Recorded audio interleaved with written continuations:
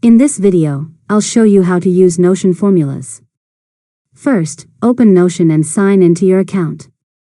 Then open a database where you want to use a formula. If you don't have one yet, create a new page, type /table, and select Table, Full Page. Next, make sure your database already contains some properties, such as number, date, or status, because formulas use information from other properties. Click the plus button to add a new property, give it a name, and select Formula as the property type.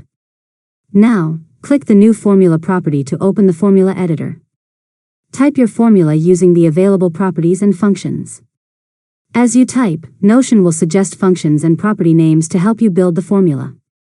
After that, click Done to save the formula.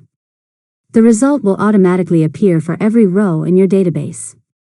If you need to make changes, click the formula property again, edit the formula, and save it. Finally, continue using formulas to calculate values, combine text, format dates, or automate parts of your workflow.